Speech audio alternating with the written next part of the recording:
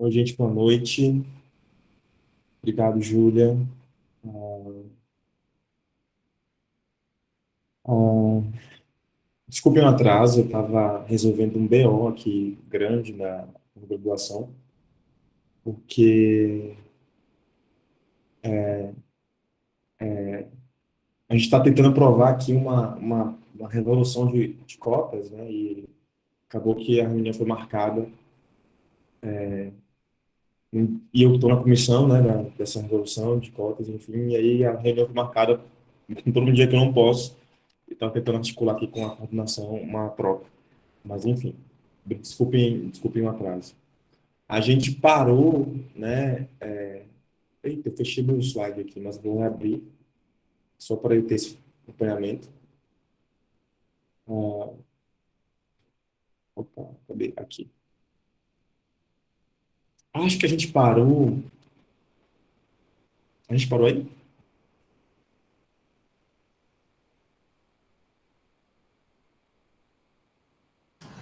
Eu acho que foi nesse slide ou no próximo, eu não tenho certeza. Eu vou passar o próximo para o senhor verificar. Nosso Senhor foi assim. Foi um Um, respeito pelo foi professor. um. Para você, Rogério. Obrigado, Melhorou? Isabela. Melhorou, nossa, muito. Esse já é o slide final da primeira aula, mas a gente não chegou nem perto. A gente parou no slide 6, se não me engano.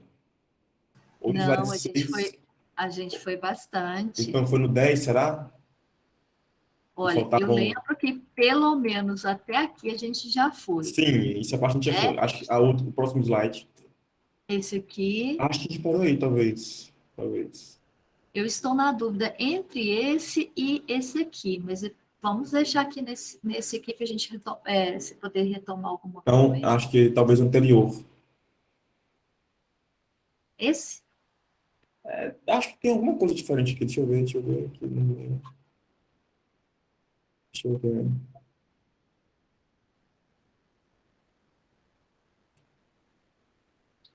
A gente parou no slide que fala assim. É esse mesmo. Foi nesse mesmo. Foi nesse mesmo. A gente chegou a discutir a questão da passagem da antropometria à sociometria, né? Aquela discussão que a gente fez. Muito rapidamente sobre como é que no campo do no domínio científico, noção de raça, ela deixa de focar a pessoa para focar a sociedade, mas os parâmetros continuam ainda uma divisão, uma contagem muito numérica que faz escapar uma série de questões, né? Já lembrei onde a gente parou. Obrigado, viu, Isabela, Imagina. pela ajuda. A gente já consegue se localizar agora. Bom, uma breve retomada do que a gente já colocou ontem, né? Uma breve retomada do que a gente discutiu, na verdade, tem a ver. A gente começou a discutir que para a gente pensar um conceito de racialidade, né, talvez fosse necessário suspender, questionar, tensionar o conceito de raça. E onde o conceito de raça aparece, como é que ele circula, quais são os efeitos dessa circulação, enfim. E aí a gente está partindo de um livro, a primeira aula, né, ela está partindo de umas reflexões que eu tenho feito a partir de uma série de leituras, mas se eu pudesse indicar uma só leitura, eu indicaria esse livro aqui, que se chama Raça como Questão. É um livro da Fiocruz, que é um livro muito interessante, vocês encontram no site da Fiocruz, não sei se tem Mercado Livre, Amazon, mas eu sei que na Fiocruz vocês conseguem encontrar esse livro. Ele é bem interessante porque ele reúne vários insights que não estragado, porque, enfim, do uso, né, tá todo arrebentado aqui. Eu deveria plastificar esse livro, mas enfim. Ah, tem a ver justamente com essa discussão que a gente está fazendo, que é de tentar localizar a raça nesses domínios através dos tempos, através dos séculos, né, digamos assim. Quais domínios? Os domínios científicos, político e social. Né? E aí a gente viu que no domínio científico, eu vou fazer só uma breve revisão, uma breve retomada, na verdade. Né? No domínio científico, a gente viu que a questão de raça aparece ali entre construção e desconstrução. Então, eu construo uma noção de raça, e depois desconstruir a noção de raça dentro do campo científico.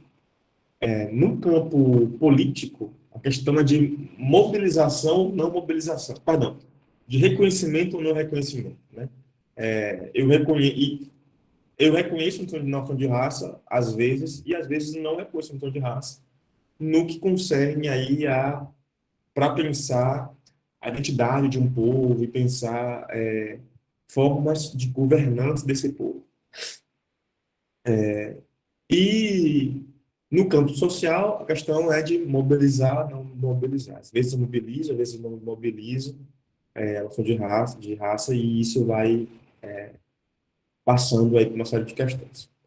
A gente começou, então, a ver as especificidades do domínio de raça, do domínio científico, do domínio de raça no domínio científico, e a gente chegou nesse slide aí, que é de pensar o que é a passagem da antropometria, que é pensar lá o racismo científico do século XIX, Nina Rodrigues, enfim, medição de crânio, etc., para uma sociometria ainda é um problema, porque a sociometria vai estagnar a questão no campo do número. Então, vai ser importante, obviamente, uma pesquisa qualitativa, mas ela não vai ser suficiente para deslocar o racismo na medida que as soluções que a sociometria vai apresentar serão sempre soluções pautadas em uma política de representatividade que, às vezes, não dá conta. Né? Por quê? Porque não desloca questões.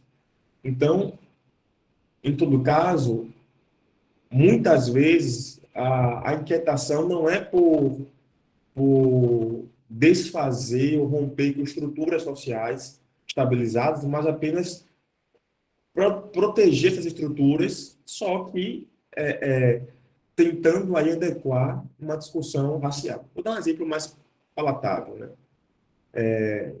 Então, eu não quero que a gente, muitas vezes, né, tomando a base sociométrica, eu deixo de querer, por exemplo, que estruturas capitalistas, que são essencialmente racistas, parem de funcionar, né?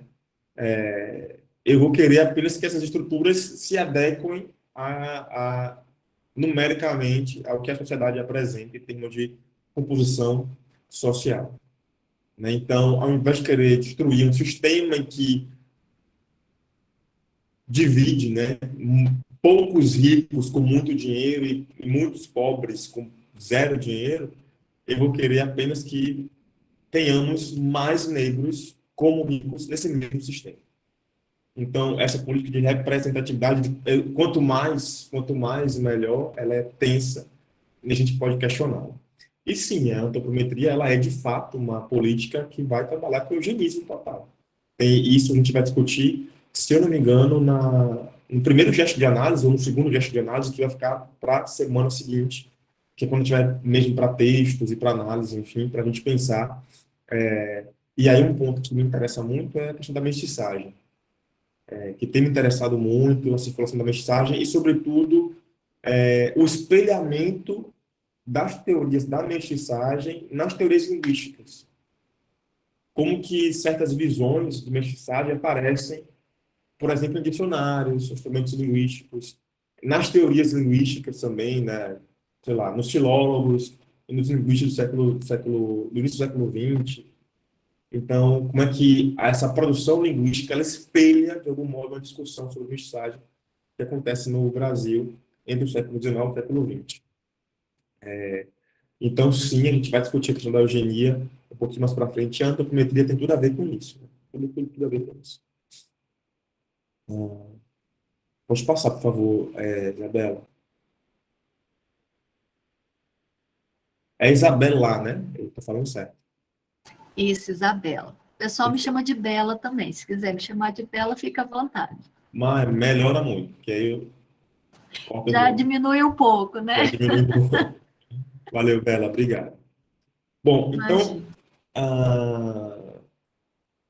aí a gente vai entrar numa questão que tem a ver justamente com o que eu havia comentado com vocês, que categoria de raça é uma categoria que vai ser descritiva, explicativa, distributiva, organizadora, que vai além do racismo. Por isso que lá atrás e eu vim falando de uma racialidade estrutural, não de um racismo estrutural. Não que a gente não possa falar de racismo estrutural. Eu não estou propondo substituir o conceito de racismo estrutural. Eu estou pensando em ampliá-lo para que a gente possa entender que as questões elas vão além do racismo na medida em que elas vão se encontrar com outros aspectos aí descritivos, explicativos, distributivos, organizadores da formação social, né? Ou seja, eu posso pensar no racialismo, né, que é um sistema poderoso de regulação social, uma das chaves de inteligibilidade, de interpretação e de acesso ao real.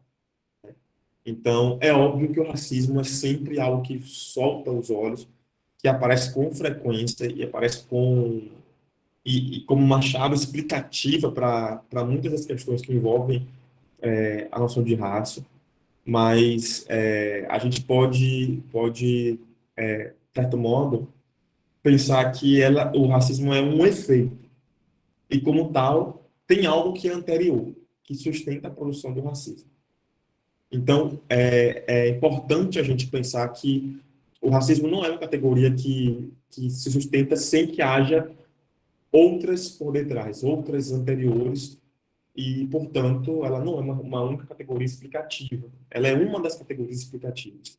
Então, eu preciso pensar num sistema racialista, ou numa racialidade, em que eu consiga de certo modo, explicar para além do racismo, né? Questões que têm a ver com para além do racismo. Por quê? Porque estou pensando justamente a questão do processo, né? A racialidade como um processo que constitui sujeitos e discursos. Isso é muito, muito importante. Quando a gente vê, por exemplo, políticas, políticas de geração de emprego e renda, que vão focar o público afro-brasileiro, né? Pensando numa retomada aí que é de um significante que é muito comum nesse discursos empresariais. Sei lá, vamos pensar nas estratégias de Magazine Luiza, por exemplo, né? De abrir vagas para trainees negros, enfim, e outras empresas, por exemplo. É óbvio que isso esse tipo de política vai estar sempre sendo pautado em resposta ao racismo, né? E vai ser muitas vezes interpretado por grupos outros, né? Por grupos dos quais nós nos afastamos, como uma política de racismo também, né? E em alguns casos a gente vai dizer é um racismo positivo, né? Isso eu já vi essa expressão. Eu acho que a própria política de cotas traz uma é uma discriminação positiva, digamos assim, né? Mas isso a gente pode discutir depois. E é óbvio que esse tipo de política está sendo pautado em resposta ao racismo, mas ela coloca uma série de outras discursividades à tona. Traz à tona uma série de outras discursividades, uma série de outras questões que tem a ver com circulação de mercadoria, tem a ver com uma ideologia liberal, tem a ver com capitalismo, tem a ver com o modo como nossa sociedade está organizada nas relações de trabalho. Então, se eu fecho essa questão, né, se eu olho de uma perspectiva discursiva para esse fato, compreendendo apenas como uma resposta ao racismo, eu deixo de considerar uma outra série de questões. Mais uma vez, eu estou evocando aqui a categoria do processo, né? E não apenas o produto final, que seria raça ou racismo, mas um sistema no qual essas duas categorias se sustentam, se embasam, circulam, se formulam, tá? Se constituem. Então, isso é muito importante. Pode passar, por favor. Então, agora eu estou tentando não ser tão corrido, mas eu vou tentar já começar mais outras questões aí para a gente ir pensando na relação com o social e com o político, enfim. Bom, no que tange o político, a questão histórica que mobiliza a ideia de raça é a definição do povo. Perdão, antes de eu continuar, volta para mim, Isabela, o slide. Obrigado. Essa discussão do racialismo e tudo mais é uma discussão que já está ali no domínio do social. Que é uma discussão que eu só falei nesse slide, acabou, porque eu quero discutir depois, tá? Então, a gente discutiu o científico, a gente passou para o social e agora eu vou entrar para o político, que eu vou discutir um pouco mais detalhadamente. A social vai ser algo que a gente vai tentar discutir daqui a pouco. Obrigado, Isabela. Pode passar. Bom, então, na dimensão, no que tange a dimensão política, a questão histórica, né, que mobiliza a ideia de raça, é a definição do povo. E aí, raça vai intervir na produção de um povo, né, simbolicamente, para formar uma comunidade imaginária de uma nação. Isso é muito importante. E aí, como é que raça é mobilizada ao longo do... Vocês estão ouvindo bem, gente? Deu Tá ótimo. Ah, pronto. Aqui deu aqui um lance no microfone de ouvido. Tá bom, vamos lá. Então, nesse domínio político, né, a noção de raça ela operou em diferentes ocasiões para tentar justamente produzir simbolicamente uma nação. Um dos primeiros movimentos políticos nesse sentido foi a migração das conclusões do racismo científico para o campo da política, né, e que vai promover a política de branqueamento ou a profilaxia social para conter a decadência que seria a mestiçagem. Então, você vai migrar as conclusões do racismo científico para o político. Então, o racismo científico, eugenista, vai dizer, bom, não é bom que nos misturemos com os negros, porque isso vai produzir uma sociedade decadente, né, neurótica, doente. Então, como é que isso ressoa politicamente? Ora, na promoção de política de branqueamento, né? Trazer para o Brasil, né, de favorecer a vinda, né, de uma população não africana para o Brasil, por exemplo. Mas a apropriação dessas conclusões do racismo científico, elas vão esbarrar no impasse da realidade social que era a mestiçagem. É aí que se impõe o compromisso intelectual de inverter o estigma do mestiço, ou seja, tornar a figura do mestiço uma figura naturalmente brasileira. E, ao mesmo tempo, né, guardar a ideia ontológica de raça, dessa vez, não mais como verdade científica, mas como um mito antropológico, que é o mito das três raças, que vai estar lá no Gilberto Freire, por exemplo. Né? O que eu quero dizer?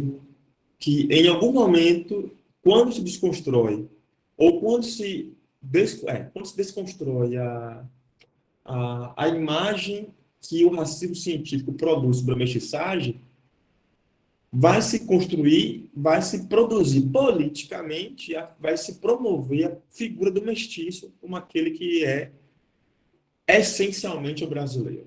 E aí vai se fundar o mito das três raças, que é o mito da democracia racial, do qual a gente ouve muito falar, que vai tensionar e vai dizer que no Brasil nós somos todos irmãos, somos todos mestiços, não há negros, não há brancos, não há indígenas, somos todos misturados. E essa mistura se deu espontaneamente, porque os brancos eram senhores benevolentes e os negros eram escravizados, passivados, digamos assim. Isso vai acontecer e vai aparecer, bem ou mal, em muitas obras da sociologia, da antropologia, da literatura, inclusive. Né? Da literatura, inclusive. Quando se começa a tentar romper uma ligação ainda forte com a Europa e com Portugal, o mestiço vai romper muito fortemente. Basta a gente lembrar de Macunaíma, por exemplo. Macunaíma que vai ser aquele Maranhão de Andrade vai mapear, obviamente, com esse gesto de romper uma herança colonial europeia, ele vai tentar mapear essa efervescência da mistura cultural do Brasil. Capítulo 7 da Macunaíma é intitulado Macumba, por exemplo. E é muito curioso como é que como que o Mário de Andrade descreve a macumba, né, como algo em que todos participam, médicos, advogados, ladrões, pedreiros, mulheres, homens, brancos, pretos, né? E é muito curioso a gente notar isso, porque, na real, a gente sabe que macumba é algo que só é aceito de maneira folclorizada, né? Os elementos das culturas indígenas e das culturas africanas, eles só são aceitos socialmente de modo folclorizado. A gente aceita capoeira, a gente aceita samba, a gente aceita macumba, desde que o lema, o que circule no imaginário social seja o Brasil é um país cristão, por exemplo. Então, eu aceito a macumba, né, o candomblé, enfim, as religiões africanas como possíveis, exóticas, folclorizadas, regionalizadas, mas é o cristianismo que vai ser o elemento unificatório, assim, unificador da nação, por exemplo. Então, a gente vai ter essa configuração aí da tomada política dessa ideia de mestiçagem para poder configurar uma política de nacionalidade que, como eu estava dizendo para vocês, só é aceita com limites, né? Então, eu incorporo elementos da negritude, das populações indígenas, mas com limites. E isso flerta muito com uma ideia que a gente vai discutir nos próximos encontros sobre a mestiçagem, né? Em algum momento, a mestiçagem ela vai ser condenada, a não ser que do mestiço sobressaia o elemento branco. E isso vai aparecer até em dicionários. Isso vai aparecer até em dicionários. A gente vai ver aqui um dicionário da década de 40 que vai definir a palavra mulato do seguinte jeito, né? Mulato é o mestiço brasileiro. Então, ele vai equivaler, vai definir mulato como uma sinonímia, né, que é mestiço, e vai predicar mestiço. Então, mulato é o mestiço brasileiro. E aí vai dizer o seguinte, não vou lembrar especificamente, mas vai ser algo assim: não sendo tão robusto quanto o negro, tem mais viva aptidão artística e intelectual. Olha que eu já estou antecipando até análises que eu ia fazer com vocês mais para frente, mas olha que louco isso. Não sendo tão robusto quanto o negro, ou seja, o negro só pode contribuir nessa mistura com a robustez, com o corpo, não com o intelecto, nunca com o intelecto, né? O negro é objeto, é instinto, é corpo, não é razão, não é intelectualidade, não é pensamento, né? Essa humanidade iluminista, né? Ela é uma humanidade que vai definir o humano, que é o branco europeu, né? Então, que curioso a definição. Não sendo tão robusto quanto o negro, ou seja, o negro sequer é capaz de dar ao mestiço o que ele tem de melhor, que é a sua robustez. No entanto, o branco é capaz de dar ao mestiço o que ele tem de melhor, porque a definição é justamente essa. Não sendo tão robusto quanto o negro, demonstra mais viva aptidão artística e intelectual. Ou seja, se o mulato é o mestiço brasileiro, é o cruzamento entre o branco e o negro, por exemplo, o negro não consegue dar ao mestiço robustez, mas o branco, que é razão, consegue dar ao mestiço aptidões artísticas e intelectuais. Então, o mestiço é aceito desde que prevaleça o elemento branco, tá? Isso aparece no dicionário, nas ideias linguísticas também. E aí, eu já estou antecipando aqui questões que a gente ia trabalhar, enfim, depois a gente vai ver isso na prática, mas é muito curioso se a gente pega, por exemplo, linguistas ou filólogos como o Serafim da Silva Neto, num livro que eu tenho lá no livro, que eu consigo chegar agora, que é uma história da língua portuguesa, enfim, e ele vai dizer sempre que que houve, vai ser um dos primeiros autores linguistas no Brasil que vai defender sistematicamente que que o português falado do Brasil é um português fruto de contato linguístico, porém, ele vai dizer sempre, né, que desse contato linguístico com línguas adulteradas de indígenas e negros, sobressai a língua do europeu português, porque o português é uma língua de cultura, organizada em gramática, etc, etc. Então, eu vejo como um espelhamento das teorias da mestiçagem no campo da linguagem, por exemplo. E isso a gente só pode analisar via discurso, e daqui a pouco eu vou dizer mais ou menos por quê, certo? Vamos continuar, né? Então, a existência do mestiço, né, confirma a vocação civilizacional, civilizatória, né, do país do futuro, né? O Brasil é sempre predicado e dito como país do futuro. Em plena Segunda Guerra Mundial, conseguir o encontro entre encontro social das raças, sem a nocividade da política do racismo. Então, a gente vai ter ali o Brasil, o mundo lutando contra nazistas e tudo mais, e o Brasil vendendo a imagem de que é um país em que aqui venceu a imagem de país em que a mistura e que é possível conviver pacificamente com a diferença e produzir a partir do encontro com o diferente. Por isso que o Brasil é um país do futuro lá em plena Guerra Mundial, né? Porque ele está mostrando para o mundo que deu certo, né, a mestiçagem aqui. Então, já nos anos 70, ou seja, 40 anos depois, a política vai mudar completamente. As categorias de povo, de brasilidade, não estão mais em questão. A gente já sabe o que é o brasileiro, a gente já sabe o que é a nação, né? O que é o povo, o que é a brasilidade. Então, o desafio agora não é mais a unidade, mas é pensar a sua vocação política. E aí, outra questão que muda, logo depois do regime militar, por exemplo, é a própria ideia de democracia, né? Acompanhando, inclusive, a dinâmica internacional, né? A gente vai ter, a partir dos anos 80, 90, enfim, globalização, mundialização, multiculturalismo. O Canadá vai ser o pioneiro da questão do multiculturalismo. E a questão norteadora do regime democrático começa a aparecer na tensão entre o republicanismo e o multiculturalismo. Ou seja, a tensão entre o republicanismo, que vai ser o respeito à vontade da maioria, né, ideologicamente orientada pela dominação, sobre a minoria.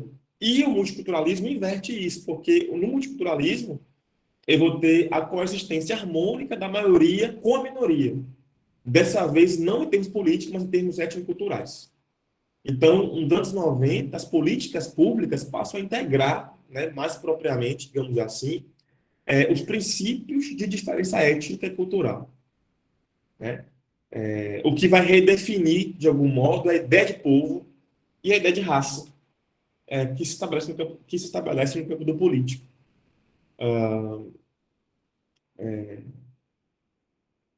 Então, eu vou precisar agora pensar que é preciso que as minorias também têm que ter voz. E a gente vai falar do subalterno, etc, etc, mas as minorias têm que ter voz, né? Eu não posso mais esse republicanismo que a maioria vence sobre uma minoria. Eu preciso pensar que essa maioria está orientada ideologicamente pela dominação e que a minoria que não consegue que não consegue falar alguma coisa ou impor a sua voz tem uma demanda que é legítima. E o multiculturalismo começa a entrar nessas questões. É perfeito, é bacana? Claro que não. Tem vários problemas o multiculturalismo. Mas tensiona esse republicanismo que é bem interessante, de uma forma muito contundente, digamos assim. Isso vai mexer, obviamente, com políticas de todas as ordens, né? na saúde, na educação, né? Cotas vai ter que surgir aí. A gente vai reconhecer que nós não somos iguais. Esse país aí que vai dizer, somos todos iguais, misturados. Não, existe diferença, né? Porque nós vendemos uma imagem de país integrado, misturado, mas os elementos culturais vinculados a indígenas e negros são sempre os elementos culturais marginalizados. Essas populações são sempre as que mais sofrem, as que menos têm acesso às coisas. Então, não, a gente não é igual. Isso começa a aparecer de um jeito mais importante. E aí, alguém perguntou isso no encontro de ontem. Como é que isso aparece? Alguém perguntou, não sei quem vai se manifestar aqui, mas como é que isso aparece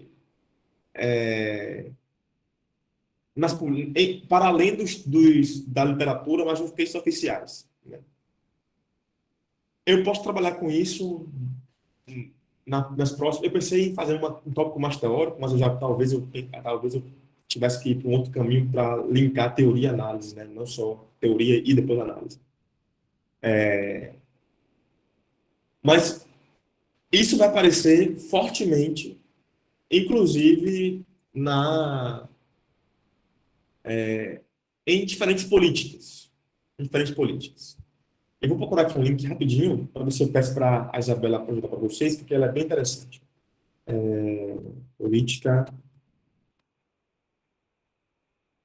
Qual é o decreto? Política, decreto.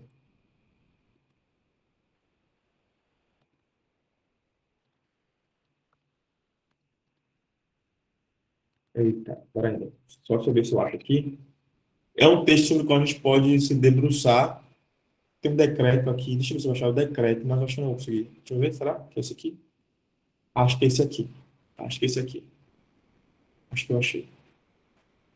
Deixa eu ver se abre aqui.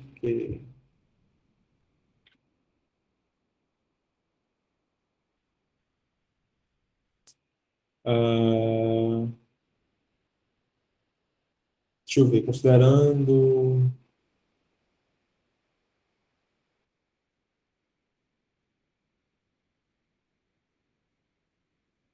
Não, não é esse aqui, não. Deixa eu ver. Aqui é população de rua. Eu quero a população negra. Deixa eu ver.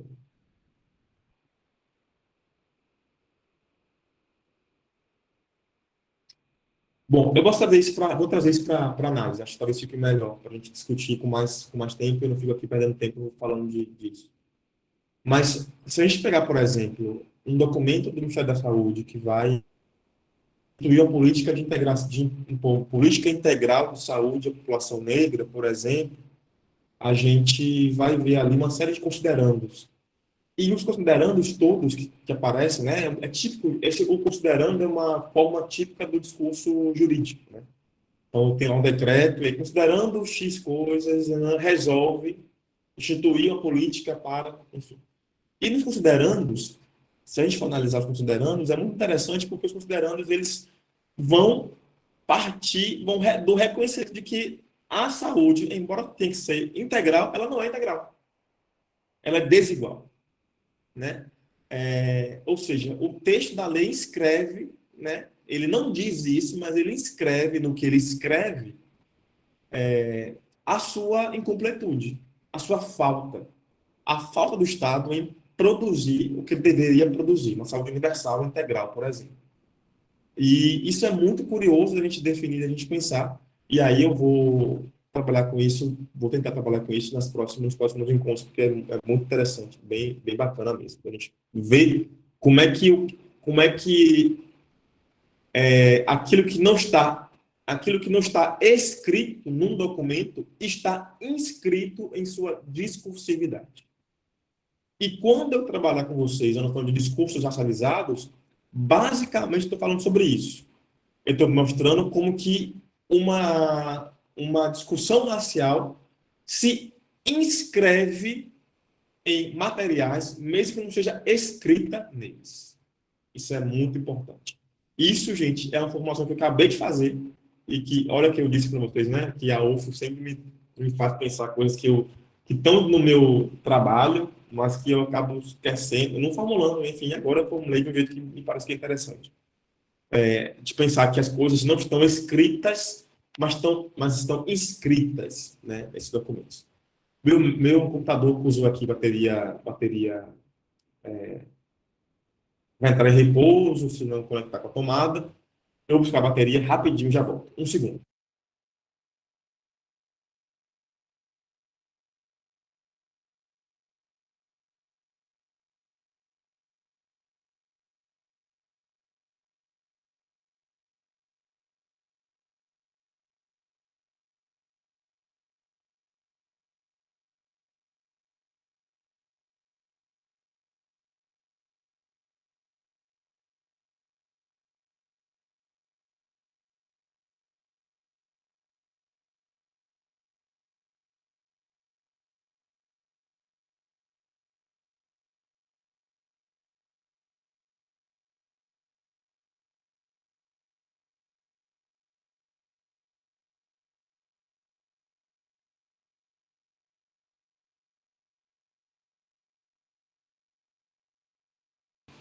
Voltei, desculpem a demora.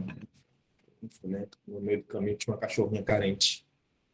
Bom, deixa eu tomar. Então, isso é algo que me chama bastante atenção, né? Que a gente vai poder trabalhar nos 2 dias que eu reservei para a gente tentar pensar analiticamente questões que nós estamos trazendo agora de modo teórico. E essa é uma questão que me pula, né? Quando eu digo lá nos discursos racializados, né, que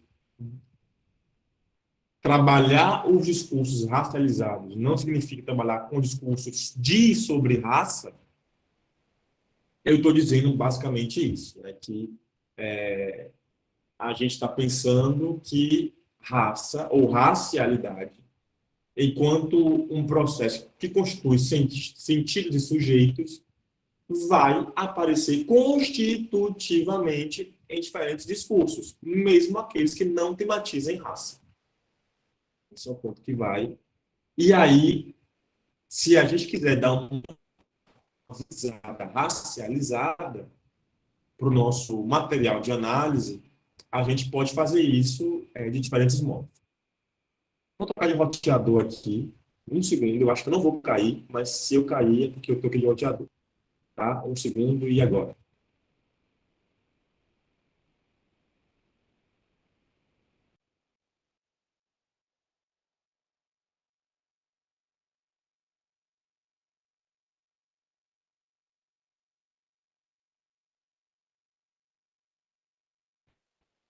Meu Deus, que demora.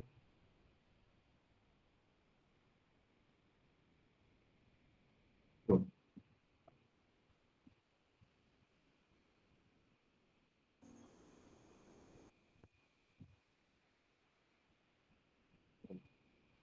Acho que eu não caí, né?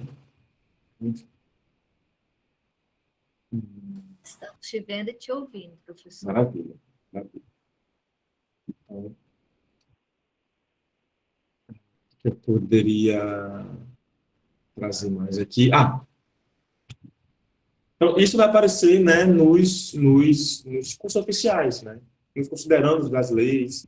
E aí, outro eixo da lei que valeria a pena a gente ler é, por exemplo, o artigo 315 da Constituição, né, que vai falar da proteção das expressões étnico-raciais culturais. Então, mais uma vez, é o Estado escrevendo, né, na letra da lei o reconhecimento de que não somos um país, não vivemos uma democracia racial.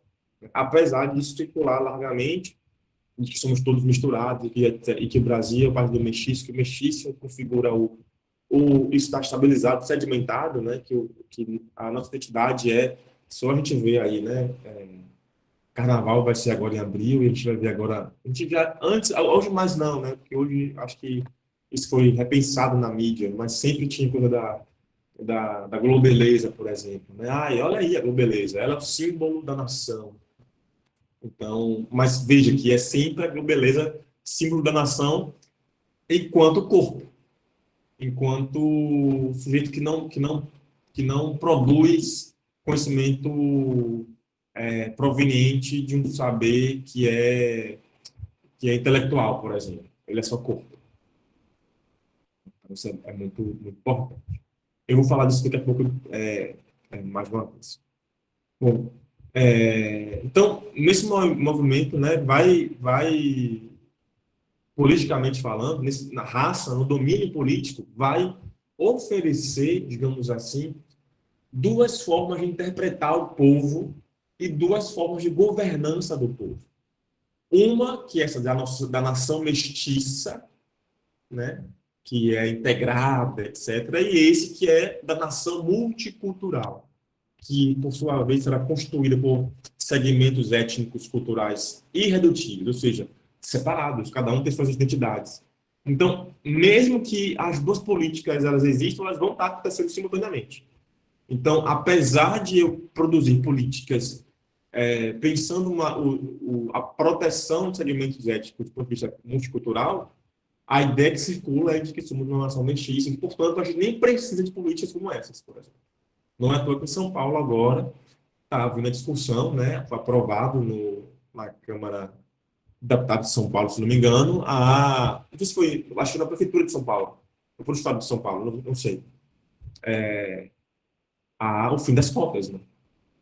Porque, afinal de contas, nós não precisamos, somos um país mestiço, todos somos iguais, etc. Temos a pobreza, né? Enfim.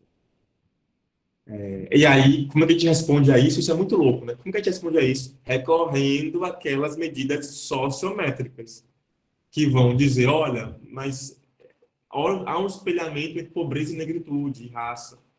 É muito louco isso, porque a gente aponta que são medidas científicas limitadas, mas a gente sempre recorre a elas para responder esse tipo de argumento. Porque são medidas que são formas de convencimento muito importantes, do qual a gente não pode nem abrir mão. E daqui a pouco eu vou falar sobre isso, né? Ainda hoje, daqui a pouco, vou mostrar isso, né? Como que a gente pode, de certo modo, negar certos domínios de raça e, no entanto, ainda assim, esses domínios de raça permanecem como pré-construídos de nossas próprias responsabilidades. É por isso que é importante ter um olhar discursivo para isso, porque só via discurso a gente vai poder estabelecer, identificar essas contradições, que será como é que a gente vai conseguir ver no discurso a presença do mesmo e do diferente. No mesmo discurso, o mesmo e diferente ali, tensionados, funcionando com o mesmo objetivo. Então, isso é muito, muito curioso. É vereador, né? Isso é a prefeitura de São Paulo. É isso mesmo.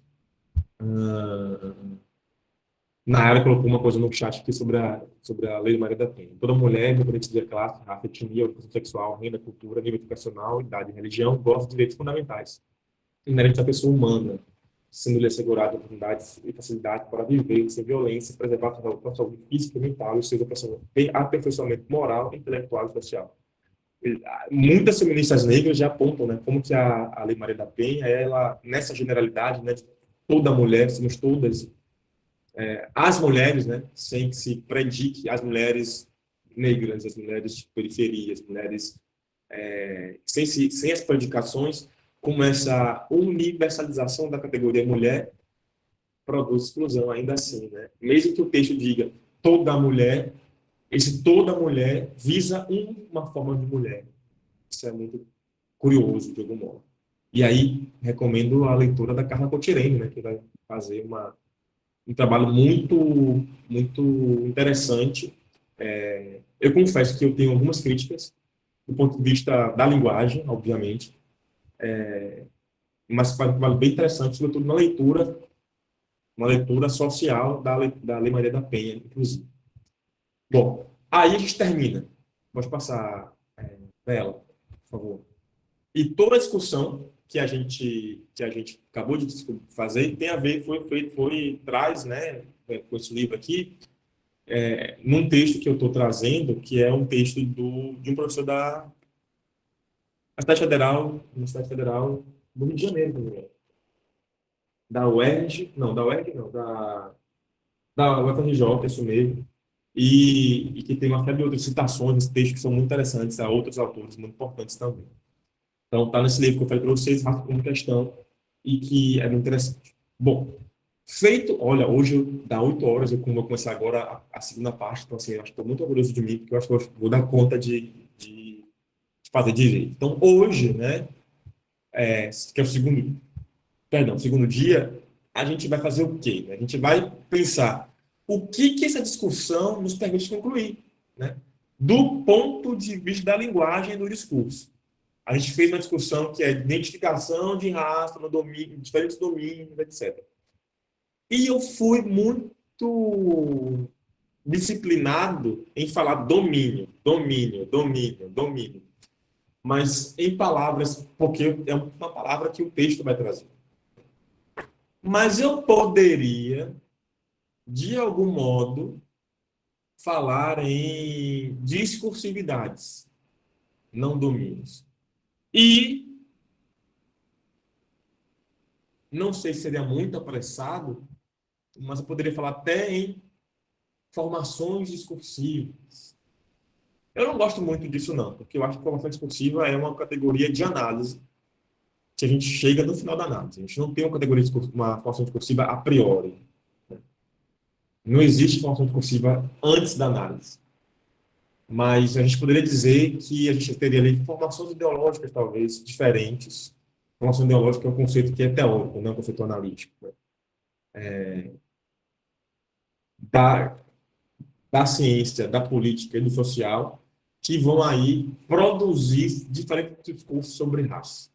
Opa, eu já consigo agora, então, trazer isso para o campo da linguagem do discurso. Né? Então, como é que eu posso situar ainda mais esse debate que a gente fez dentro do campo da linguagem, do discurso, para, inclusive, chegar ao conceito de racialidade, né, que eu vim conversando com vocês. Né? O debate sobre raça evoca de saída uma questão linguística discursiva, né, que é a polissemia. Quando falamos de raça, estamos falando de quê mesmo? Isso é muito louco, porque uma vez... Rapidinho, gente, eu lanço lá da pós para vocês. Ué? Bom, acho que não. Bom, whatever. Ah, muito louco porque eu, eu lembro de uma vez que eu estava, quando eu morava em Campinas, né, eu fiz mestrado e doutorado na Unicamp, morei em Barão Geraldo, lá em Campinas, e lá em Campinas, eu lembro de uma vez que estava conversando com uma professora, e a professora me perguntou, né, deixa eu fazer uma pergunta, Rogério, assim, muito constrangida até, assim, por que você fala tanto de raça? Por que você fala de raça se raça não existe? Aí, ela perguntou, raça existe biologicamente? Eu falei, não. Enquanto, enquanto uma categoria que é biológica, não. Não existe. Ela não, como uma categoria biológica classificante, ela não existe. E por que então falar de raça? Né? Aí, ela me disse que uma vez participou de uma reunião de condomínio e nessa reunião de condomínio alguém falou a palavra raça e uma pessoa do movimento negro, que mora no condomínio dela, falou que raça não existia, que era para a gente falar de etnia e não de raça. E ela perguntou qual era a minha opinião sobre o assunto. E isso é muito curioso, né? E eu falei, olha, tem várias questões aí, porque a gente precisa situar quais sentidos de raça. Do que é que nós estamos falando do que é que nós estamos falando quando nós falamos raça. E isso tem a ver com o que eu acabei de falar. Porque raça é uma noção muito polissêmica. Muito polissêmica. Então, quando eu digo, né, e aí respondendo a ela, eu dizia, bom, raça não se sustenta do ponto de vista biológico. No entanto, os efeitos de raça permanecem. Racismo, por exemplo. Logo, todas as políticas de combate ao racismo vão ser produzidas a partir de um viés racial, de uma política racial. Portanto, a raça vai aparecer no campo político, no domínio político, como um significante que está produzindo sentido diferentemente de raça do ponto de vista biológico. Embora haja aí algumas escapes, algumas fricções entre uma coisa e outra. Mas nós estamos falando de coisas diferentes. E no Brasil, para pensar a população negra, a gente não pode falar de etnia, tal como a gente falaria para os indígenas, né? A gente consegue definir etnias indígenas muito marcadas. No Brasil, não dá para falar de etnia para a população negra, porque no Brasil, o sistema escravocrata foi glotocida e etnocida, né? Ou seja, ele começa dividindo e separando os negros separando as etnias. Então, não é, não é, não é, deixa eu ver, banto com banto, não, é banto com jeje, jeje com malê, malê com, enfim, vai separar completamente as etnias e isso vai se diluir, isso vai se dispersar. Depois, quando a escravidão ela é abolida, não há condições de recuperar informações documentais, porque os documentos são queimados, né, pelo Rui Barbosa. Então, assim, não tem como a gente falar de etnia para a gente pensar a população negra no Brasil. Por isso que raça vai ser esse elemento que vai ser muito utilizado para se referir às políticas de reparação histórica da população negra. Por isso que raça, quando a gente fala de raça, a gente aciona rapidamente a leitura negros. E esquece também de brancos, enfim.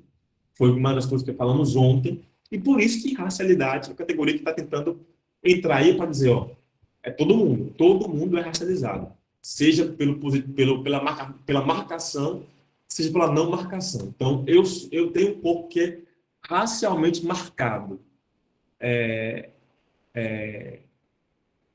E pessoas brancas têm um corpo que é racialmente não marcado, mas todos nós somos racializados, por exemplo. E daí a racialidade. Eu não sei se eu me fiz entender direito, mas o que eu quis mostrar é que como é que raça é uma categoria que é polissêmica, de saída é polissêmica. E aí eu falei para essa professora, ela falou, caramba, eu não sabia disso. Eu não sabia disso. E esse é o problema da noção de raça, de algum modo, e ao mesmo tempo uma questão que nos interessa muito, porque a gente vai estar sempre nesse embate entre entender o que nós estamos falando, ou do que nós estamos falando quando nós acionamos a categoria de raça. Sobre o que falamos quando acionamos essa categoria. Isso é um ponto muito importante de reflexão e de ponto de entrada de uma perspectiva discursiva que a gente pode trazer. Né? Não é à toa que as políticas, voltando ao exemplo, né, ao fato, as políticas são geralmente políticas étnico-raciais. São voltadas para indígenas e pessoas negras. Né? Étnico é um significante que vai sempre estar colado à causa indígena e raça é um significante que está colado à causa negra, digamos assim. Em geral, é assim. Bom, e aí, uma pergunta que seria interessante para nós é quais sentidos de raça tomam corpo no encontro entre interdiscurso e intradiscurso? Ou seja, o que é possível formular? Se eu tenho diferentes jaditos espalhados no interdiscurso sobre raça, diferentes jaditos na memória discursiva sobre raça e de jaditos que perpassam diferentes discursividades e domínios, quais deles se encontram quando nós falamos quando falamos de raça? Ou seja, o que é que se textualiza Quais sentidos? Que sentidos são esses? E aí a gente já vai ver daqui a pouco, né? Mesmo aqueles que são contra, são contra, por exemplo, né?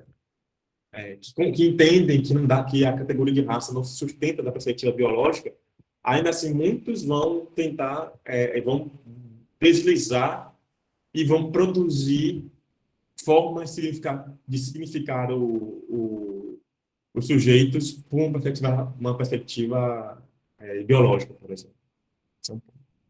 Então, o que escapa aos domínios clássicos de sua circulação? O que escapa desses domínios? O que escapa desses domínios? O que a gente não escuta? Quais são as contradições? Né? Quando é que os domínios se encontram, mas eu não sei do que eu estou falando, por exemplo?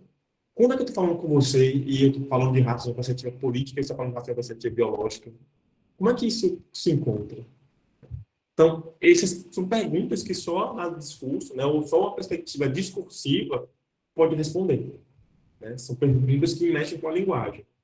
E isso é um ponto negativo desse livro aqui, porque ele não considera a linguagem. A crítica do Peixe é fundamental nesse sentido. Né? Quando o Peixe produz análise de discurso, o que é que ele faz? Por que a análise de discurso é uma teoria de entremeio e não uma teoria interdisciplinar? Então, a gente ouve falar sobre isso, né? A Amy Orlando fala sobre isso, né? Que a análise de discurso é uma teoria, a análise materialista é uma teoria de entremeio. Ela não é uma teoria interdisciplinar. Como não se tem marxismo ou linguística? Veja, o que é que o Peixe faz? Ele não junta as coisas. Ele questiona ausências e vai atuar nesses questionamentos. Ele vai produzir uma teoria, ele e seus companheiros, né, e companheiras, vão produzir uma teoria nos questionamentos das faltas desses encontros possíveis. Ou seja, ele vai questionar a linguística no que falta de história. E ele vai questionar a história no que falta do linguístico. Linguista, vai dizer o Peixe, né, grosso modo. Historiadores, vocês esquecem de que um fato não é um fato, é uma versão. E, como tal, precisa de uma língua para ganhar corpo. Linguistas, vocês esqueceram que o que é formulado só é formulado porque é possível de ser formulado historicamente. É porque a história permite que isso que está sendo formulado seja formulado. Então, ele vai... Por isso que, quando ele faz esses dois questionamentos, por exemplo, ele atua... A análise de discurso vai pensar, vai interrogar a história pelo linguístico e o linguístico pelo histórico. Não é uma teoria interdisciplinar, é uma teoria de entremeio. Então, esse livro aqui, que eu recomendei a vocês a leitura, é um texto muito interessante, mas leiam com a cabeça de linguista de análise de discurso, né? Que está interrogando o que falta, cadê as contradições, o que falta na questão da linguagem aí, para compreender essas relações de raça em três domínios diferentes, por exemplo. Isso é muito importante. Isso é muito importante. Eu considero muito importante. Raça como questão. Raça como questão, história, ciência e identidades no Brasil. É um livro da Fiocruz, organizado por Marcos Malho e Ricardo Santos, Ricardo Ventura Santos.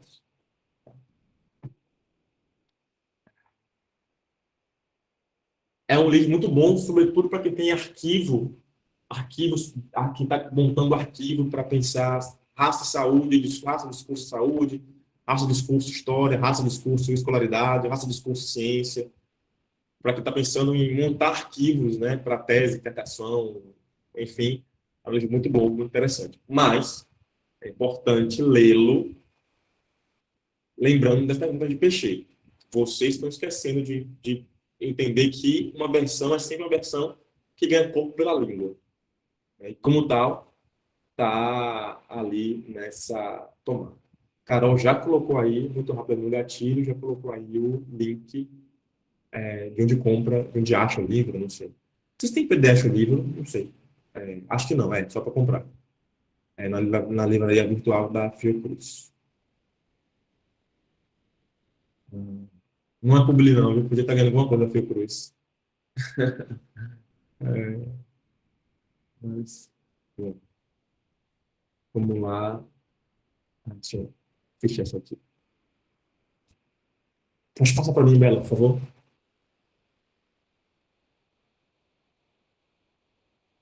De uma perspectiva discursiva, a gente vai pensar raça como significante. Aí eu faço menção àquele texto de ontem, que não veio aqui ontem, que não estava aqui ontem. Eu recomendei a leitura de um texto chamado Raça Significante Flutuante do Stuart Hall.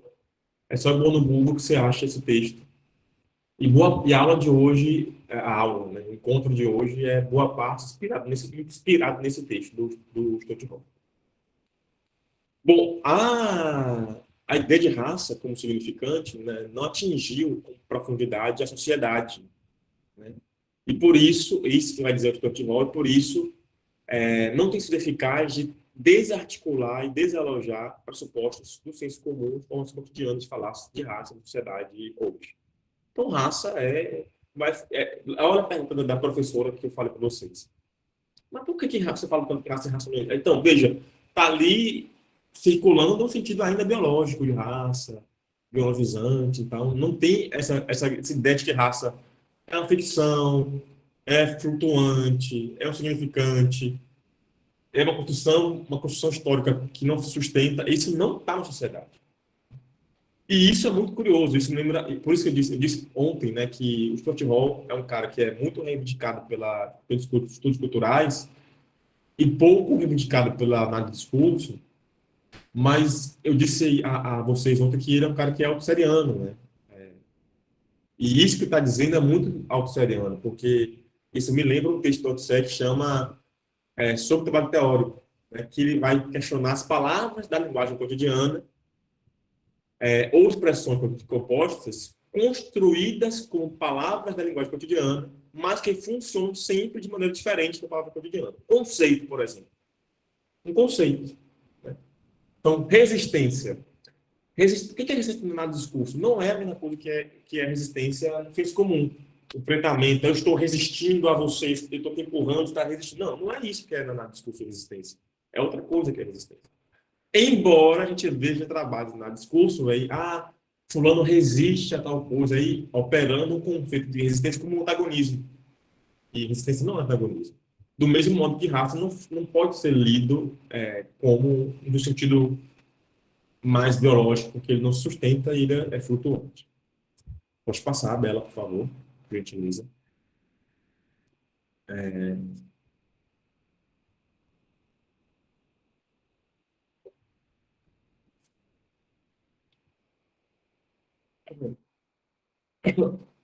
Olha, Maria, gasguei com água.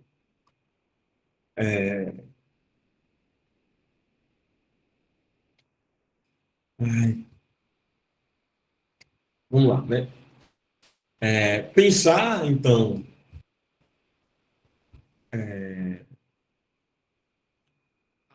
não foram, né, adequadamente mapeados ou avaliados os efeitos deslocadores de pensar a raça como significante. Esse é um desafio discursivo. Quem diz isso é o Frontinol. E esse, para mim, é um desafio discursivo que a gente pode pensar. Como é que a gente vai mapear esses efeitos deslocadores de pensar a raça como significante? Esse é muito importante. Sobretudo quando a gente está pensando em políticas e educação. Acho que o vídeo não veio hoje, tá? Ele tinha uma questão importante ontem, eu fiquei de responder hoje, mas ele não veio. E talvez esse fosse o momento. Agora eu lembrei aqui, não sei se ela está aqui, acho que ela não está aqui. Não está aqui. Não. Falar não, deixa para falar quando ela estiver aqui. Se ela aparecer, se ela voltar no próximo encontro. Pode passar, Bela, por favor. Então, pensar a raça como um significante flutuante é rejeitar formalmente a discussão biológica. Né? Então, raça é um dos principais conceitos que organiza os grandes sistemas classificatórios da diferença que operam em sociedade humana. Então, dizer que raça é uma categoria discursiva é reconhecer que todas as tentativas de fundamentar esse conceito na ciência se mostraram sustentáveis. E quem vai dizer isso não só o Stockwell, mas uma série de teóricos muito importantes. Apesar disso, pode passar, Bela, vai haver uma sobrevivência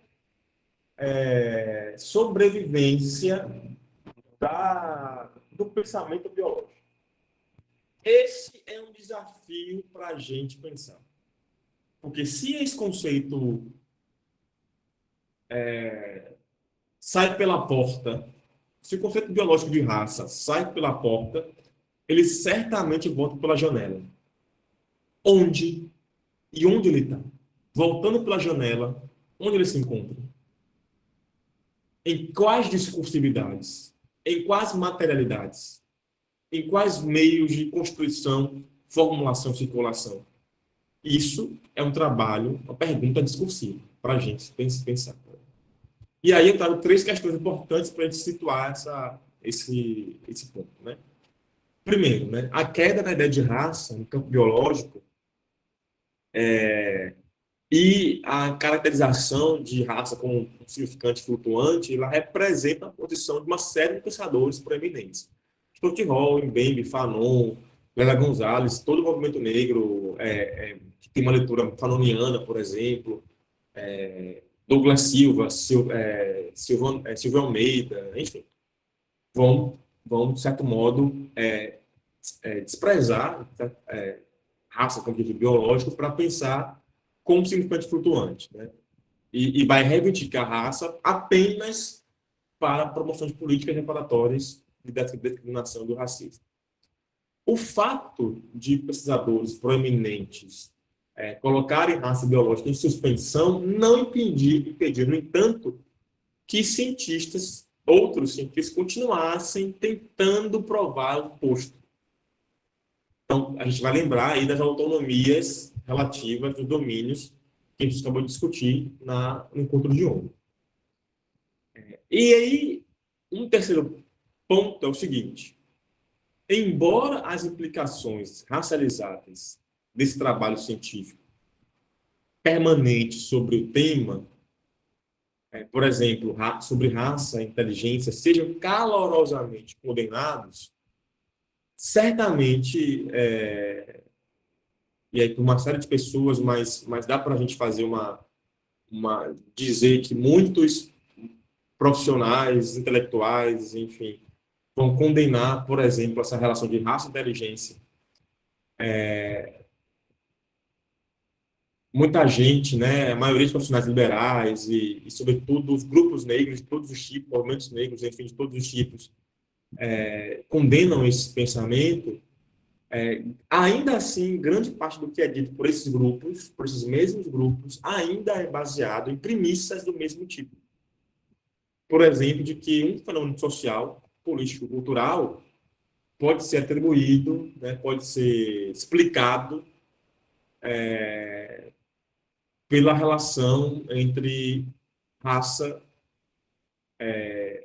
na relação entre raça que a pessoa lida, apresenta. Assim.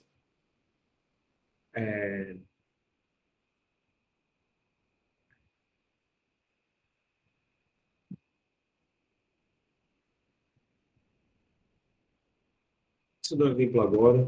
Bom, eu vou tentar deixar vir um exemplo mais naturalmente. Acho que tem uma pergunta aqui no chat.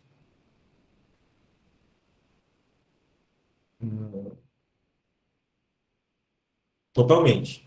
Totalmente. Né? Para reforçar os estereótipos, totalmente. Mas não só... Mas não é só... Não falando só da ciência em si, mas de pensar como que um certo discurso não se encerra em um ato formal. Não se encerra, a circulação de um discurso não se encerra numa canetada. Embora, lá em 2003, né, a gente consiga dizer, olha, finalmente vimos aqui que não existem raças diferentes. né? Para se referir aos humanos, não importa.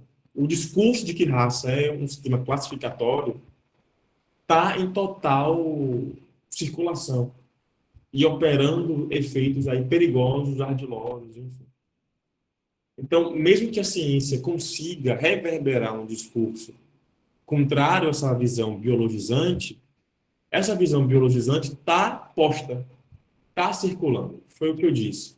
Ela é posta para fora pela porta, mas ela retorna pela janela.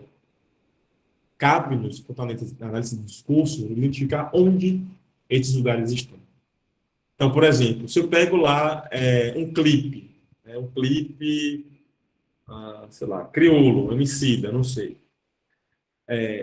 São pessoas que estão ali, que sabem, né, que não há diferenças, que raça não pode ser tomada como um elemento classificatório do ponto de vista biológico, né? Mas a gente consegue ver resquícios de uma discursividade biologizante quando se diz aqui, é, o rap está no sangue preto, por exemplo. O branco não vai saber nunca. Lembro da Clarice Falcão, né? Essa é para quem disse que branco não sabe tocar samba. Aí virou meme na internet e tal. Isso virou chacota, inclusive, né? É esse tipo de coisa, né? Que a gente vai fazer, assim, a ligação automática entre qualquer fenômeno social, político, cultural, a raça, né? A raça. E eu digo isso que isso é ambivalente, gente. Isso é ambivalente. Porque a gente pode reivindicar esses elementos samba, pagode, enfim, rap, de um ponto de vista social e histórico, né? Mas não de um ponto de vista biológico. Então, uma coisa é defender, por exemplo, que funk, rap, samba são matrizes culturais oriundas da história negra do Brasil e do mundo, por exemplo. Outra coisa e aí tentar defender, por exemplo, defender que, é, que esses ritmos continuem sob a tutela, digamos assim, de pessoas negras, né? E denunciemos, por exemplo, quando pessoas brancas fazem sucesso com esses ritmos, por exemplo. Aí tem aquela discussão aqui na Bahia do axé, né? O axé é um elemento cultural que é proveniente de uma cultura negra, por exemplo, e, no entanto, no Brasil que faz sucesso é Cláudia Leite e Bete Sangalo. Margareth Menezes não faz sucesso com axé, por exemplo. Não é reconhecida tanto como as outras cantoras, por exemplo. Então, uma coisa é fazer essa denúncia via história, via aspecto social. Outra coisa é dizer, só sendo negona mesmo para cantar axé. Olha para lá, casa do Cláudia Leite, não sabe nem rebolar.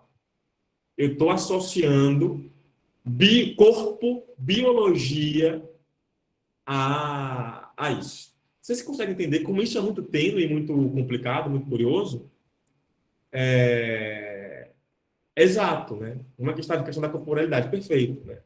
Então, isso é muito curioso, porque a gente está pensando aí que mais uma vez, vou repetir, eu posso sim, posso e devo, né, militar e defender a preservação cultural e histórica de produtos marcadamente afro-brasileiros, indígenas, enfim. Só que eu não posso dizer que um branco não faria um rap tão bem quanto um negro. Porque não é uma questão biológica, é uma questão cultural. Tá? Eu não posso dizer que um branco que nasce na periferia e convive com pessoas negras e que é formado na cultura negra não consiga fazer samba ou pagode ou rap. Ele consegue. Porque não é uma questão de sangue, o sangue negro. Não é uma questão biológica. E se a gente reforça isso, a gente está caindo nessa perspectiva biológica. Ficou claro isso, gente? Deu para entender como isso é diferente, curioso? Que isso é muito importante, né? É,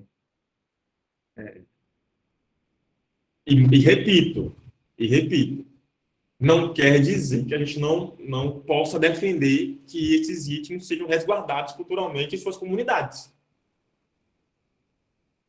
Mas eu não posso dizer que uma pessoa branca que nasce na periferia, que conviva, que tenha essa identificação com a cultura negra, não consiga fazer aquele ritmo porque ela não tem o sangue negro. Não, porque não é questão de sangue aquilo. Tá? Bom, então, mas perceba que às vezes isso aparece, aí, sei lá, a gente está vendo agora, né, a gente está vendo agora essa coisa das rainhas de bateria, né, que são do Rio de Janeiro, as blogueiras que compram para pagam para ser as rainhas de bateria, né, e aí agora viralizou uma moça eu não vou lembrar de que escola de samba mas que viralizou totalmente sincrônica com a bateria, e aí foi para vários programas de televisão, ficou na mídia, como ela é síncrona com a bateria. Aí, com as comparações, olha a Grazi dançando, olha a Sabrina dançando, olha como é diferente, olha como elas não têm o sangue, elas não têm o tempero negro, né, para poder dançar, né? Elas não têm porque elas não estão, não é porque elas são brancas, é porque elas não têm uma identificação plena como uma mulher negra de comunidade vai ter com o samba. Então, a questão é mais cultural do que ideológica, esse é o ponto. Bom, vou continuar aqui, porque já rolou a lista de presença, e quando tem lista de presença, é porque dá meia hora para terminar aqui meu BO das coisas, e hoje eu vou conseguir terminar, hoje eu vou conseguir jogador aqui na questão. É,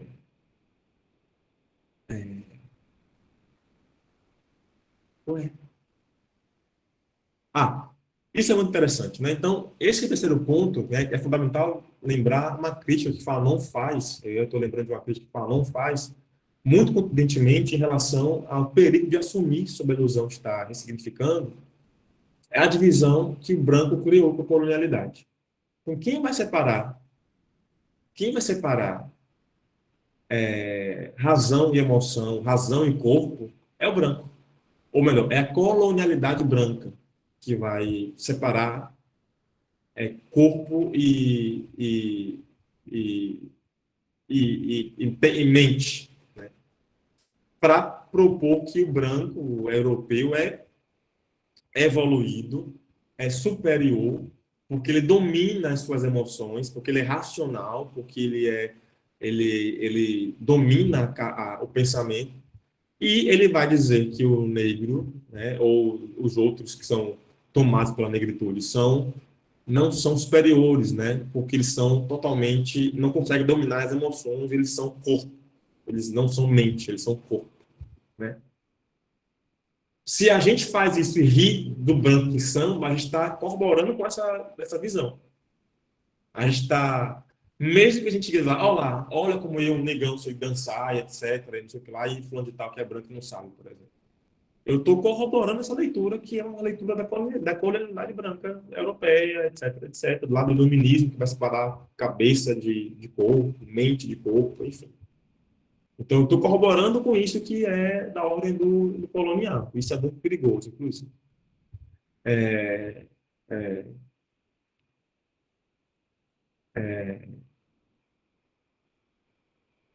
e aí, isso é um ponto que é muito importante. Pode passar, Isabela. Pois é, eu também não sei fazer, eu fico vendo os TikTok lá do passinho assim, e gente, negação total, completamente total. Queria muito, mas não foi, não sei, né, mesmo. Então,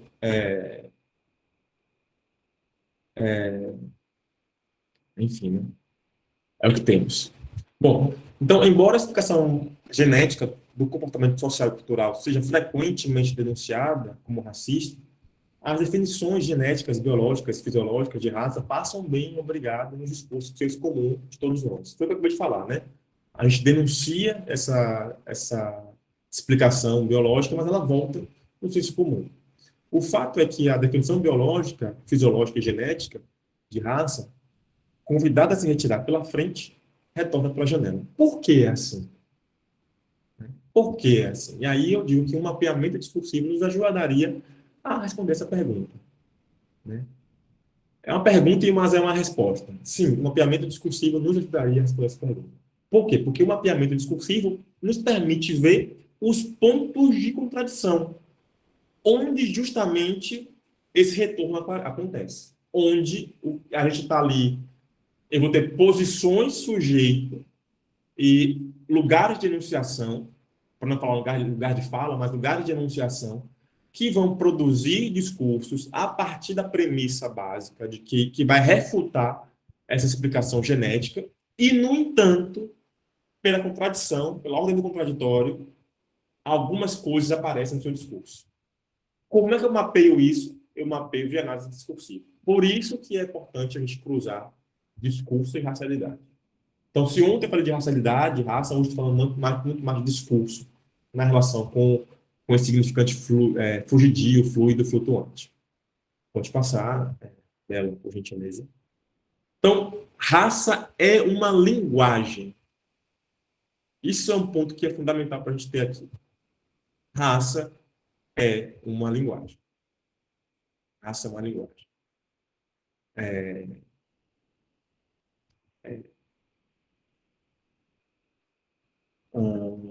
então, raça se assemelha mais a uma linguagem do que a nossa forma de constituição biológica. E aí eu vou trazer uma citação, agora sim tem uma citação, hoje tem uma citação, ontem tem uma citação, hoje tem uma citação.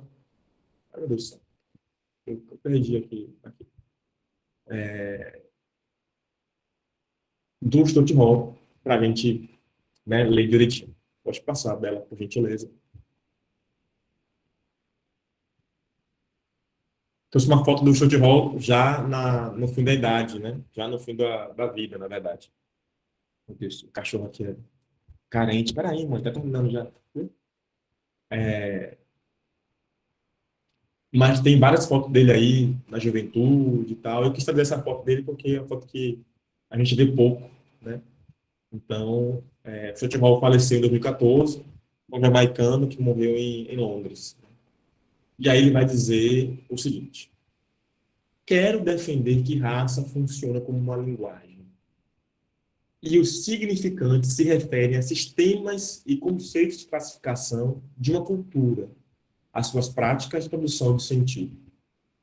E essas coisas ganham sentido não por causa que contêm suas essências, mas por causa das relações mutáveis de diferença que estabelecem com outros conceitos e ideias no campo de significação. Esse sentido, por ser relacional e não essencial, grife nisso aí, nunca pode ser fixado definitivamente, mas está sujeito a um processo constante de redefinição e apropriação. Está sujeito a um processo de perda de velhos sentidos, apropriação, acúmulo e contração de novos sentidos. Há um processo infindável de constante ressignificação, no propósito de sinalizar coisas diferentes em diferentes culturas, formações históricas e momentos. Isso é muito gostosinho de ler. Muito bom, muito bom, muito bom. Vamos dirimir? Né? Vamos a citação aqui. Né? Eu quero chamar a atenção para uma coisa que é muito interessante, né? Que para mim é muito interessante. Raça é uma linguagem. Uma linguagem vai se definir por metáfora, por metonímia, por polissemia, por paráfrase. Ela não é... se a gente toma raça em perspectiva discursiva, é isso. Perdão, linguagem em perspectiva discursiva, ela é isso. Não é um sistema em que... Vamos lembrar uma revisão básica aqui de Linguística 1, do Saussure, né? O Saussure vai pensar o signo como um elemento somatório, né? Ele é o resultado de uma soma, um signo. Uma soma entre significante e significado. Né? Em que um signo ele vai ser um significante somado a um significado. Né? um conceito a uma imagem acústica. Aí a psicanálise vai dizer assim, não, peraí, não é assim não. Eu vou pensar o primado do significante sobre o significado. Quem tiver psicanalista na sala, psicólogo da área da psicologia, podem me ajudar nessa parte aí. Mas o Lacan vai tentar trazer isso, né? Vai pensar o primado do significante sobre o sentido, sobre o significado. Então, o que é isso, né? Vai dizer que o significante é mais importante. Por quê? Porque ele vai poder ser remetido a diferentes significados. Então, a relação não é mais somatória. O signo é uma soma de significante mais significado. E pronto. Não. Eu tenho o significante que está disponível para diferentes significados. Né? Então, pensar raça como um significante flutuante é pensar que é um significante disponível a diferentes significados, e essa disponibilidade a significados se dá de maneira flutuante. Por isso que raça também é. Não, a ver com milho aqui. Esse cachorro é muito engraçado. Meu Deus, que cachorro foi esse? Bom, me perdi. Então, defender que raça funciona como uma linguagem, ou seja, sobre os mesmos princípios, né? Então, significante, olha aí, que se refere, e o significante se refere a sistemas e conceitos de classificação de cultura, ou seja, eu tenho um significante que não está atado ao significado, mas que está disponível a diferentes significados. Né? Essas coisas ganham sentido não porque contém em sua essência, ou seja, não é um sentido a priori, não é um sentido ligado à coisa, não é essencial, é a essência da palavra. Essas perspectivas são todas senso comum, né? O sentido é esse, porque está no dicionário. Não, não é assim, as coisas não têm esse sentido a priori. O dicionário não é a verdade das coisas. O dicionário é uma ficção, a gramática é uma ficção. Então, é importante sempre denunciar essas questões.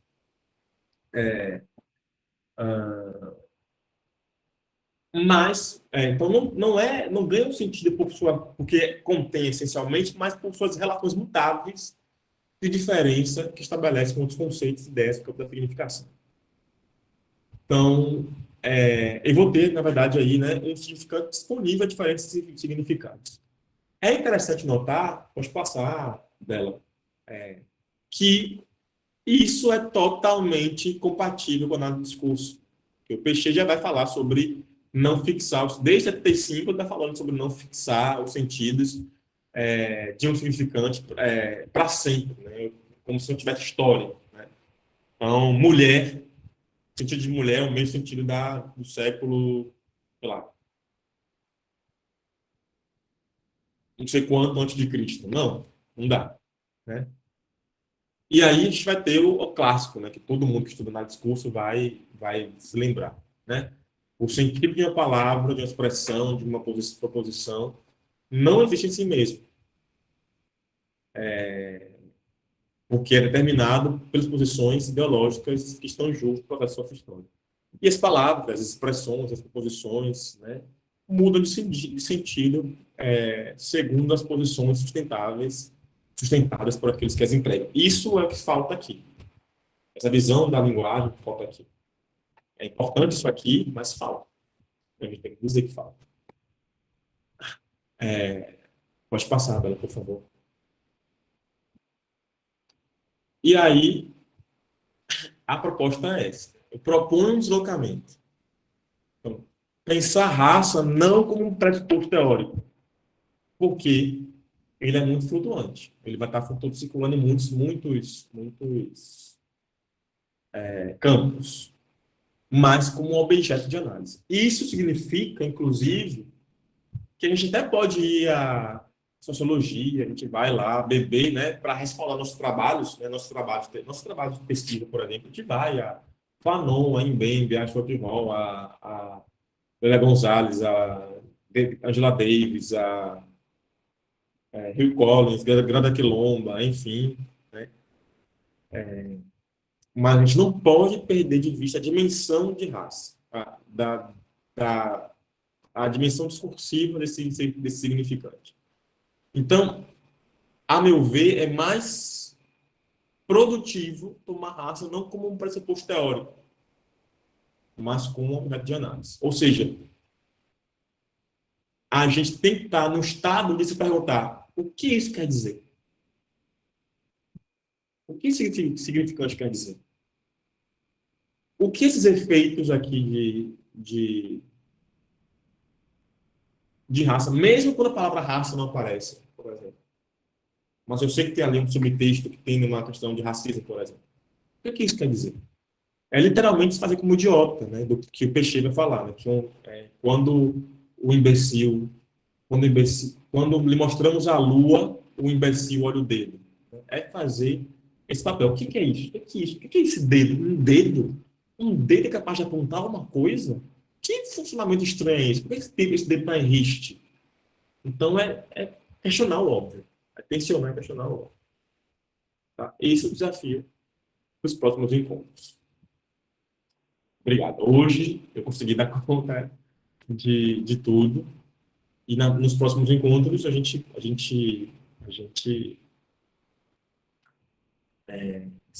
eu queria sugerir duas leituras, mas eu não queria mandar agora aqui no chat, pelo tempo. Eu queria ver perguntas de vocês, não sei se vocês têm perguntas. Bela, eu posso mandar para o e-mail de vocês, vocês repassam as instruções de leitura? Claro, pode ser. Pronto. Aí eu tenho dois textos, ou talvez. Não, dois textos, que eu vou pedir para vocês lerem, para a gente, porque a gente só se encontra agora, né, como diria aqui na Bahia, de hoje a 15. Né? Semana que vem é Semana Santa, então na próxima semana que a gente se encontra. Não é isso, Bela? Tá certo? Na verdade, daqui 2 semanas, né? Dia Então, de 28 e hoje a vinte e 21. nove. Porque Pronto, de dia hoje a vinte e 21. um também é feriado. Dia Isso, 15 isso. é feriado, que dá numa Dia 21. sexta-feira, e dia 21 é feriado, dá numa quinta. Isso, Então, os isso. próximos encontros serão dia 28 e 29. Isso, a gente se encontra então de hoje a 21. Não de hoje a 15. Hoje a 22, no caso. Pergunta, gente, comentários, o que vocês estão achando? O que vocês. Só vou pedir para quem não assinou ainda a lista de presença, assinar que ela é fechada às 21, tá bom? Quem não assinou de presença assim, fecha 21 horas. E dá tempo demais, né? Para os textos. Até mandar mais um. Eu ia mandar só dois, vou mandar mais um. Dá bastante tempo, Ah, professor. dá tempo, dá tempo. E aí? Obrigado, Andresa. Andressa. Perguntas? Perguntas, comentários, gente, comentários.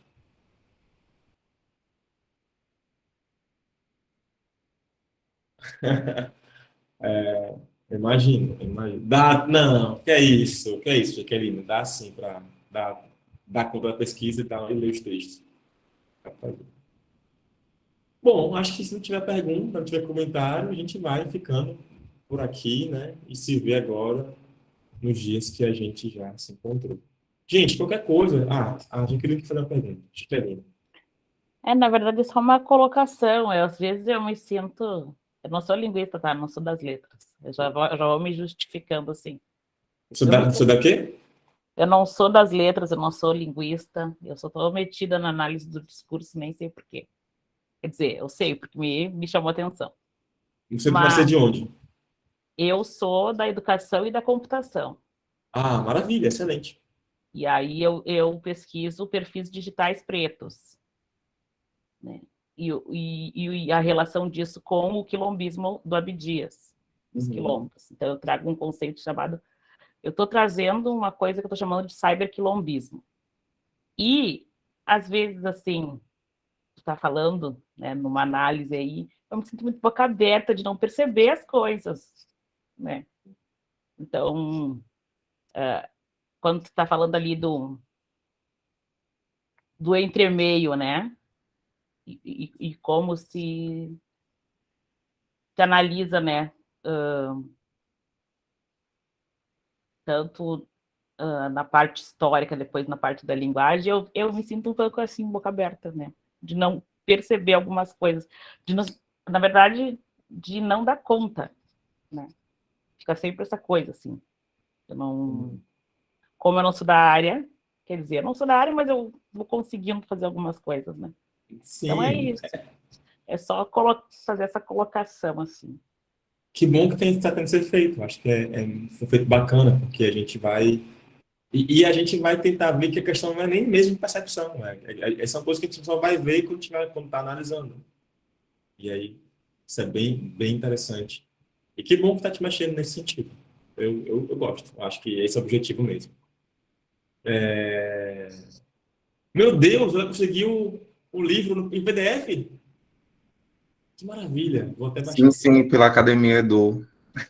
Meu Deus, você demais, viu? Obrigado. Obrigado. O Alden, que levantou a mão. Sim. Me ouve bem, professor? Perfeitamente. Obrigado. Em primeiro lugar, parabéns pelas reflexões. Acho que todo mundo está gostando muito, eu principalmente. É brincadeira, mas todo mundo gosta muito. Eu queria, por gentileza, professor, uma indicação de leitura, caso o senhor tenha. O senhor falou, acho que 2 ou mais vezes, da Lélia Gonzalez, e eu me lembro de que o conceito de uma língua chamada de português, acho que é associado a ela. E eu gostaria muito de estudar com meus alunos do ensino médio esse recorte da língua. Porque é inegável que na formação da língua portuguesa haja uma presença muito grande de uma língua afro-brasileira, vamos assim dizer. Mas eu nunca vi nada que discuta isso. Eu acho que eu vi um ou outro autor dizendo que a dupla negação, por exemplo, seria associada a uma origem afro-brasileira. Não vou, não. E outras características. Aí, se o senhor puder me indicar uma leitura que trate da influência, não sei como dizer, mas da formação da língua portuguesa com base na Legal. língua negra. Alden, esse é meu tema de pesquisa, inclusive. Olha que bom! Pois é. A linguística negligenciou, né, Lélia Gonzalez. Isso é um fato. Porque antes dos linguistas apontarem algumas coisas, ela dizia já, obviamente, com limitações de ordem teórica, no sentido de análise linguística, né? Porque ela não fazia análise linguística. Mas ela tinha observações sobre a língua que a linguística negligenciou, embora a linguista tenha ouvido outros autores da sociologia, por exemplo, da filosofia, mas não a Lélia Gonzalez.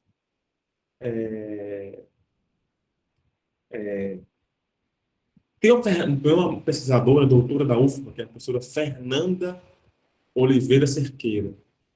Vê se ela é Fernanda de Oliveira Cerqueira ou se ela é Fernanda Oliveira Cerqueira sem D, mas vocês encontram ela no Lattes, enfim, que ela é uma pesquisadora que está se debruçando sobre o português. E muitos, você falou da dupla negação, né? A gente pode falar, tem autores que defendem, né, a existência de um português afro-brasileiro que vai ser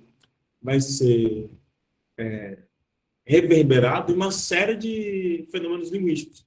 Dupla negação,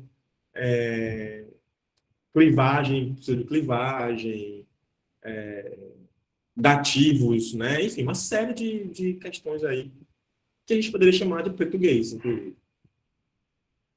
A gente tem as teses da linguística que casam muito bem com a Lélia, né?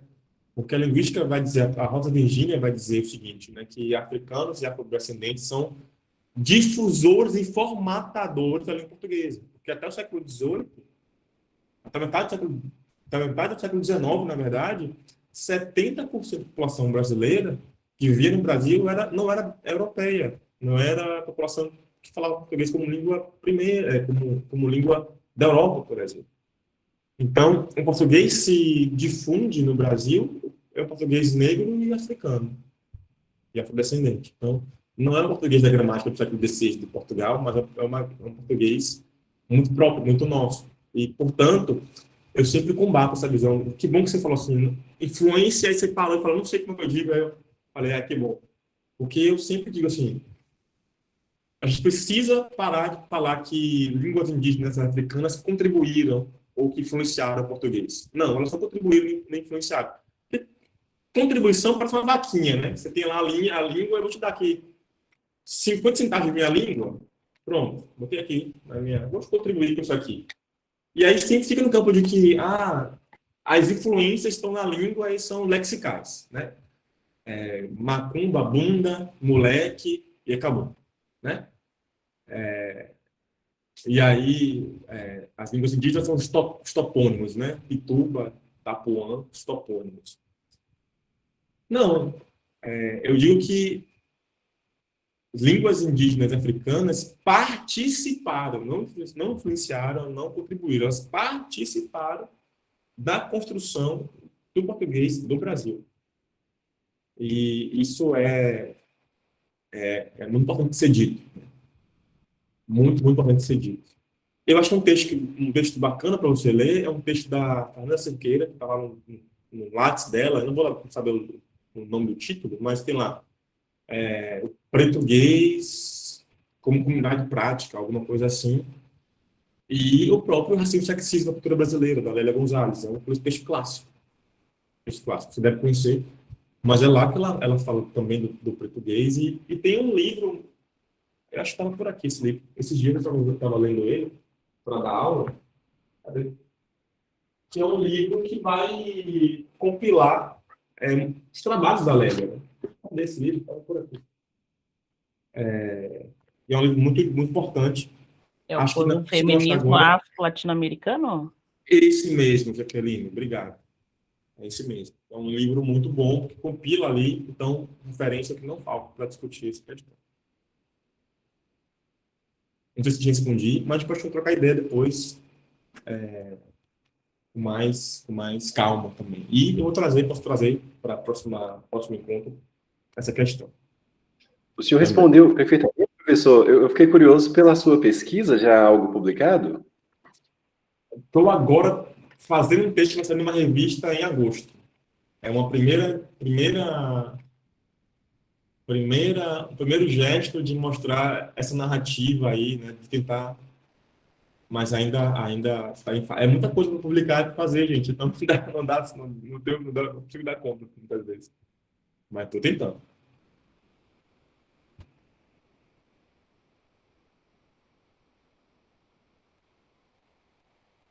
E aí, Bela, a gente termina? O que a gente faz? Oi, pessoal, se ninguém tiver mais nenhuma pergunta, acho que podemos encerrar por hoje, então. Tá tudo queria que vocês ok, fossem gente? muito mais perguntadores nos próximos encontros, tá bom? Aí a gente vai mandar por e-mail os livros, tá, Rogério? A hora que você encaminhar para a gente já passa para o pessoal que está inscrito. E, mais uma vez, eu gostaria de agradecer a presença de todo mundo. Eu acho que eu vou tentar conseguir esse livro da Lélia, aí a gente manda junto também o link ou alguma coisa assim, tá? Tá. E aí, pessoal, dia 28 e 29, às 19 horas, teremos novos encontros e discussões e provocações maravilhosas com o professor Rogério. Gostaria de agradecer ao professor pelas discussões de hoje e a presença de todo mundo. Desejo uma boa noite, um bom descanso, e eu acho que a gente vai ter muito o que pensar até os próximos encontros e além deles. Obrigada. Tá bom? Bom feriado para todos. Para você também. Tchau. Eu também sou da área da computação, né, Elza? Ah, legal, bacana. Da letras e da computação. Tchau, gente. Tchau, gente. Brigadão, viu?